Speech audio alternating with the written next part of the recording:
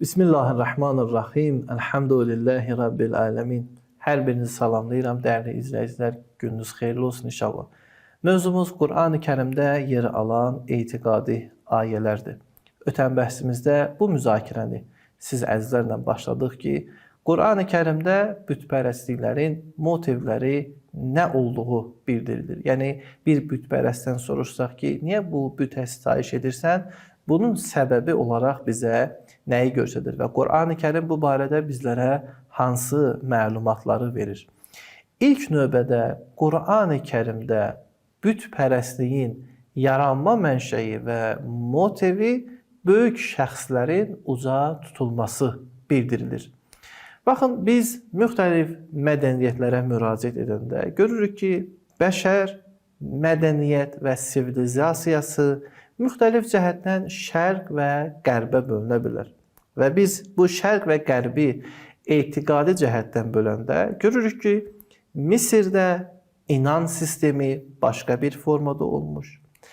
Qərbdə inan sistemi, yəni Yunanistanda başqa bir formada olmuş. Və məsələn, Misirdə səma cisimlərinə daha çox etiqad etdikləri halda, Yunanistanda daha çox təbiətlə əlaqəli olan tanrılara pərəstiş olunurdu. Və yaxud bəzən görürük ki, bunun hər ikisi, məsələn, Yunanistanda həm səma cisimlərinə aid olan tanrılar var və eyni zamanda yerə aid olan cisimləri tanrı bilməkliyi var. Və eyni zamanda Misir ki, sivilizasiyasının mənşəyi olub, burada da hər iki nümunələri görmək olar. Və bunlardan təsirlənən Ərəbistan yarımadasında bunun hər ikisini görmək olar. Amma Qur'an-ı Kərim ilk olaraq bu məsələnin hansı formada yarandığını bizə başqa bir cəhətdən bəhs edir. O da bundan ibarətdir ki, Qur'an-ı Kərimin yanaşmasına görə bəşər ilk olaraq Tohid dinində olmuşdur. Kânən nasu ummətən vahidə. Mübarək Bəqərə surəsinin 213-cü ayəsində Allah buyurur ki, insanlar ilk olaraq bir ümmət, vahid din üzərində idilər. Və daha sonra buyurur ki, فَبَعَثَ اللّٰهُ النَّبِيِّينَ مُبَشِّرِينَ وَمُنْزِرِينَ وَأَنْزَلَ مَعَهُمُ الْكِتَابَ بِالْحَقِّ لِيَحْكُمَ بَيْنَ النَّاسِ فِي مَا اِخْتَلَفُوا فِيهِ. Və daha sonra Allah peyğəmbərlər, müjdə verənlər, qorxudanlar, çəkidənlər göndərdi və onlarla birlikdə kitab haqq olaraq nazil etdi ki, insanlar arasında ixtilaf etdikləri məsələlər barəsində hökm versin. Bu ixtilaf etdiyim məsələlər nədir tam olaraq? Heç şübhəsiz ixtilaf etdiyim məsələlərin biri də tohiddir, inancdır. Eyni məna Yunus surəsinin 19-cu ayəsində keçir. وَمَا كَانَ النَّاسُ إِلَّا ummətən vahidə fəxtələfu. İnsanlar yalnız bir ümmət idilər, sonra ixtilaf etdilər. Bu ixtilafı bəli, biz genişləndirə bilərik iqtisadi, siyasi, mədəni. Amma əsas bu ixtilaflardan da biri heç şübhəsiz tohid anlayışı idi. Yəni, bəşər müəyyən bir dönəmə qədər tohid dinində idilər. Və bu tohid dinində sapmalar başladığı üçün Allah Teala peyğəmbərlər göndərdi. Niyə? Artıq bu dövrdə insanların sağlam fitrəti də unudulmuşdu. Yəni biz bu dövrü Qur'an-ı Kərimin ayələrinə əsasən Həzrəti Adəmdən Həzrəti Nuhun zamanına qədər adlandıra bilərik. Yəni Adəm əleyhissalamdan Nuh peyğəmbərə qədər bəşər ilk fitrətin üzərində tohid, təkallahlıq inancının üzərində idilər. Həzrəti Nuhun dönəminə zaman artıq ixtilaf başlamışdı.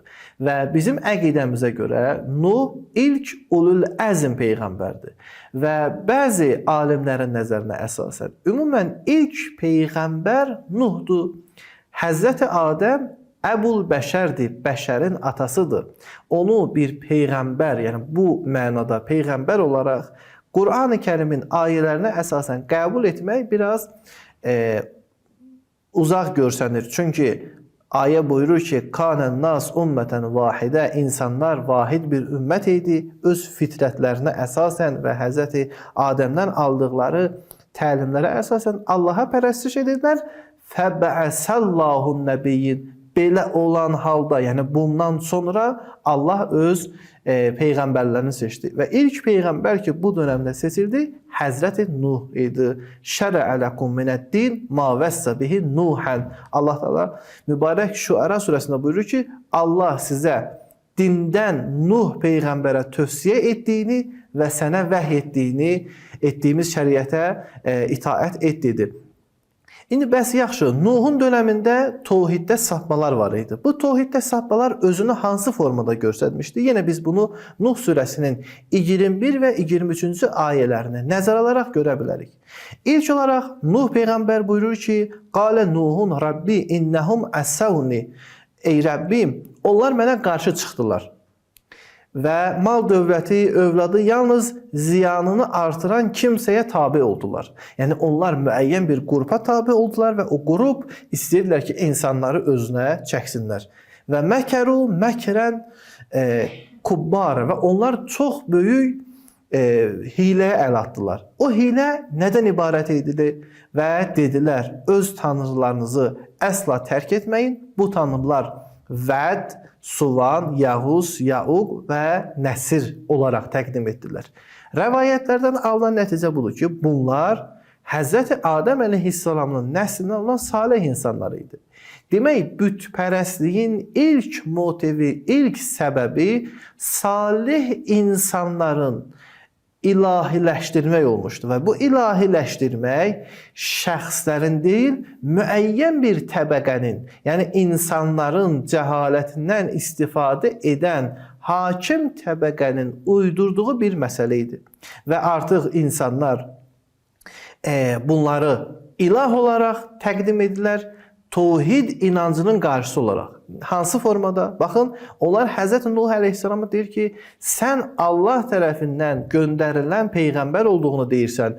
Bunlar da elə Allaha pərəstiş edən şəxslər olub. Bunlar daha salih şəxslər olub. Biz onlara pərəstiş edirik. Sənin təqdim etdiyin ilaha pərəstiş etmirik. Buna görə bir Qur'an-ı Kərimdə bütpərəstliyin motivi olaraq, ilk olaraq həmən şəxslər insanları, yəni ölən insanları böyük tutmaqdır. Baxın, bu səbəb ümumidir. Yalnız və yalnız Ərəbistan yarımadasında deyil, ümumi olaraq bütün biz bütpərəstliyin arxasında bunu görə bilərik.